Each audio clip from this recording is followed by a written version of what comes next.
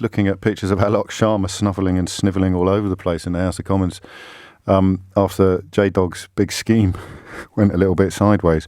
It is to be hoped, of course, that Alok Sharma doesn't have COVID-19, but that's not really the point, is it? The point is that the social distancing, the 2-metre rule, was clearly unobservable in the circumstances, and I still find myself marvelling, even after everything we've been through, everything we're still going through. The daily death rate in this country now is more than the rest of the European Union combined.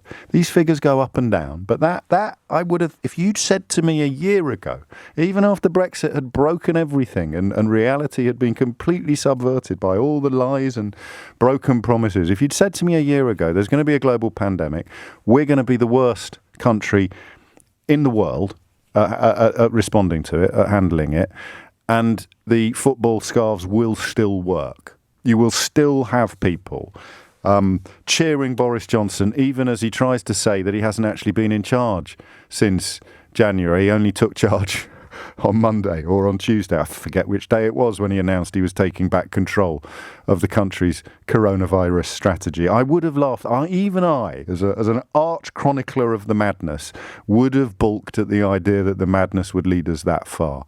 You'll have the worst death toll per million in the world. You'll have more deaths now in month 6 since the alarm went off than every other European Union country combined. You got Boris Johnson yesterday calling for European Union citizens to come back here because we need them to work, on the same day that they're setting up a committee to preside over the abolition of freedom of movement. You've got Conservative MPs boasting about being on a committee that is designed to reduce British people's freedom.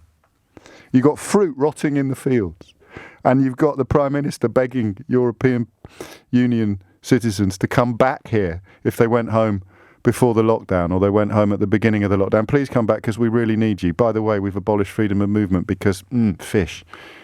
But even against that backdrop, the idea that the great and the good of the UK government at some point in the last month sat around a table in Downing Street and contemplated an epic operation. Not even epic compared to what you might do for a living, but compared to what Jacob Rees-Mogg has done with his life so far, essentially invest other people's money and then slice a bit off the top of the profits.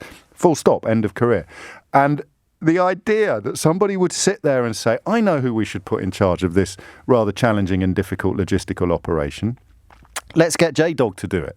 And on day one, it looks as if a cabinet minister has actually carried coronavirus into the Commons. Again, it is to be hoped that he hasn't.